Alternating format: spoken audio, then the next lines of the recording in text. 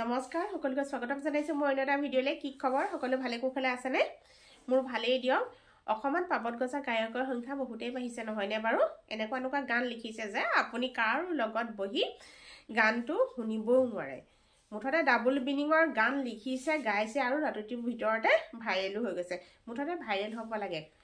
কথা হেতুই তেনেকুৱাজন গায়কৰে মই সাক্ষাৎকাৰ এটা লৈ আহিছো আপোনালোকে চাবচোন কাখত মই ভিডিঅ'টো লগাই দিছো গানটো আছিল হেই যে কিবা সুই দিলে ডাং খাইনে কি কাৰ লগত বহি আপুনি এই গানটো শুনিব নোৱাৰে উইঠা নীলুফাৰ আজিৰ আলহী হৈছে সাগৰ দেউৰী আপোনাক স্বাগতম নমস্কাৰ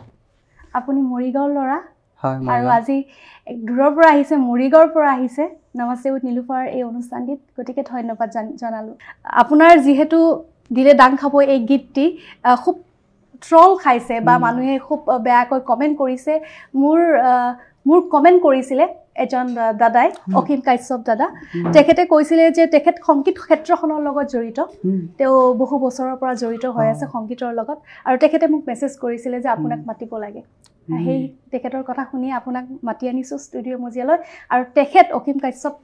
দাদা আজি আমাৰ মাজত আছে তেওঁৰ কেইটামান মনৰ প্ৰশ্ন নিশ্চয় আপোনাক খুদিব গতিকে তেখেতক মই মোৰ আসনত বহিবলৈ অনুৰোধ জনাইছো নিশ্চয় নীলুফাৰে তেওঁ মোক এই মঞ্চখন দিয়াৰ বাবে মই যথেষ্ট ধন্যবাদ জ্ঞাপন কৰিছোঁ মই সাগৰ দেউৰীয়ে আৰু নীলুফাৰৰ এই অনুষ্ঠানটোত কথা পাতি থাকোঁতে মই কেইটামান বস্তু লক্ষ্য কৰিছোঁ কি সাগৰে কৈছে কি অসমীয়া ভাষা বিলুপ্তিৰ পথত এইটো একেবাৰে অসত্য আৰু এইটো একেবাৰে যদি এনেকুৱা কথা তোমালোকে ভাবি এনেকুৱাকৈ এইবিলাক কথা লৈ পিনে যদি অসমীয়া সংগীত বা অসমীয়া সাহিত্যৰ চৰ্চা কৰিব বিচাৰিছে একেবাৰে ভুল কথা আৰু এইবিলাকে অসমীয়া সমাজক অসমীয়া জাতিক অসমীয়াৰ হৈ কাম কৰা মানুহে দুখ পাব মই শুনিম মই ভাবুক হৈছোঁ তোমালোকে কি ধৰণে সাহিত্য চৰ্চা কৰা তুমি কি চৰ্চা কৰিছা মই একেবাৰে নাজানো তুমি কৈছা অসমীয়া ভাষা বিলুপ্তি অসমীয়া ভাষা কিমান পুৰণি ভাষা তুমি জানা অসমীয়া ভাষা কিমান পুৰণি মই নহয় সকলোৱে জানে আৰু মই পোনপটীয়াকৈ সুধিছোঁ অসমীয়া ভাষা কিমান পুৰণি ভাষা জানা তুমি কৈছা বিলুপ্তিৰ পথত বিলুপ্তি শব্দৰ অৰ্থ কি লুপ্ত পাই মই এইকাৰণেহে ক'ব বিচাৰিছোঁ প্ৰসংগটো অথনি বেলেগ ধৰণৰ আছিলে লুপ্ত পাই মই এইকাৰণেহে ক'ব বিচাৰিছোঁ অসমীয়া ভাষাটো কাৰণ মানুহে কমেণ্ট যেনেধৰণৰ কৰিছে নাই সেইবিলাকত যোৱা নাই অসমীয়া ভাষাটো বিলুপ্তিৰ পথত বুলি কৈছে মই কথাখিনি শুনি লওক অসমীয়া ভাষা বিলুপ্তিৰ পথত মই এইকাৰণেহে ক'ব বিচাৰিছোঁ যদি ভাষাটো আছে আমি ব্যৱহাৰ নকৰোঁ কোনে ব্যৱহাৰ নকৰে শুনি ল'ব যদি ভাষাটো আছে আমি ব্যৱহাৰ নকৰোঁ আপুনি চাব আপুনি কিছুমান ইণ্টাৰভিউ চাব পাৰে নিউজ লাইভৰ হওক DY হওক আজি কিছুমান আৰ্টিষ্ট আহে গায়ক গায়িকাসকল আহে তুমি বেলেগ ফালে লৈ গৈছা কথাটো বেলেগৰ কথা ক'বলৈ নাযাবা তুমি বেলেগৰ কথা ক'বলৈ নাযাবা মই তোমাক কথাখিনি শুনিলেহে হয়তো উত্তৰ পাব তুমি পোনপটীয়াকৈ উত্তৰ দিয়া তুমি কৈছা বিলুপ্তিৰ পথত অসমীয়া ভাষাটো তোমাৰ জন্মৰ আগৰ নে তোমাৰ জন্মৰ সময়ৰ পৰা আৰম্ভ হোৱা মোৰ জন্মৰ আগৰ বুলি কয় আগৰ বহু যুগলৈকে অসমীয়া ভাষা থাকিব অসমীয়া ভাষা নতুনকৈ কি ভাষা হিচাপে স্বীকৃতি পালে থাকিব লাগে অসমীয়া ভাষা নতুনকৈ কি ভাষা হিচাপে স্বীকৃতি পালে ধ্ৰুপদী ভাষা মানে কি ধ্ৰুপদী ভাষা মানে কি তুমি কৈ আছা কিতাপ পঢ়ো তুমি সাহিত্যৰ চৰ্চা কৰা বহুতে কিবা নকৰে কিবা কৰে ধ্ৰুপদী ভাষা মানে কি ধ্ৰুপদী ভাষা মানে আপুনি পোনপটীয়াকৈ যদি মোক এনেকৈ প্ৰশ্ন কৰে যেন মই এখন কাঠগড়াত বহি আছোঁ নহয় তুমি কাঠগড়াত বহিছা কাৰণ তোমাৰ এটি গীতক লৈ শুনা তুমি কথাটো আপুনি তেনেকৈ প্ৰশ্ন কৰিলে এক মিনিট মই কথাটো শুনা তোমাৰ এটি গীতক লৈ অসমীয়া মানুহৰ মাজত অসমীয়া সমাজৰ মাজত এটা বিৰূপ ভাৱ প্ৰকাশ হৈছে যাৰ কাৰণে তোমাক কাঠগড়াত বহোৱাৰ নিচিনা হৈছে তুমি কৈছা অসমীয়া ভাষা বিলুপ্তি বুলি কৈছা মই সেইটোৰ ওপৰত কৈছোঁ তুমি কোৱাৰ ওপৰতহে কৈছোঁ মই নতুনকৈ কোৱা নাই ঠিক আছে এইটো তোমাৰ ভুল হৈছে অসমীয়া ভাষা কেতিয়াও বিলুপ্তি নহয় যদি মোৰ ক'ৰবাত নহয় এইটো কথাটো কোৱাৰ কাৰণে ক'ৰবাত ভুল হৈছে মই ক্ষমা খুজিছোঁ যদি বিলুপ্তি হোৱা বুলি কোৱাত যদি মোক ভুল হৈছে মই ক্ষমা খুজিছোঁ কেতিয়াও বিলুপ্তি নহয় কাৰণ চোৱা অসমীয়া ভাষা মই ক্ষমা খুজিছোঁ তাৰ কাৰণে মই ক্ষমা খুজিছোঁ ঠিক আছে সেইটো কথা মই আৱেগিক হৈছোঁ আৰু মই ভাবুক হৈছোঁ সেইটো নতুনকৈ তোমাৰ বুক ফেয়াৰ হৈছে বুক ফেয়াৰত কিমান কিতাপ অসমীয়া কিতাপ বিক্ৰী হৈছে তুমি জানা এইবাৰ বুক ফেয়াৰত কিমান কিতাপ বিক্ৰী হৈছে তুমি জানা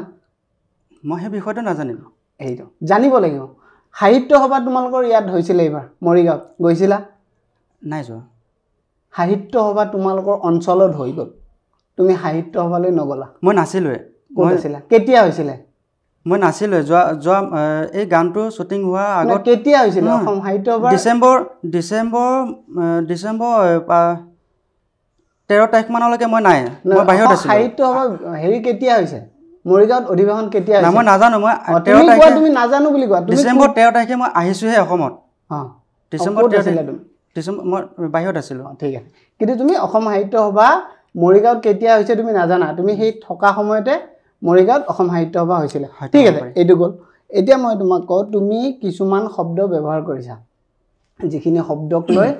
মই অসমীয়া হিচাপে ক'ৰবাত দুখ অনুভৱ কৰিছোঁ ক'ৰবাত মই লজ্জা অনুভৱ কৰিছোঁ তোমাৰ গীতটো সকলোৰে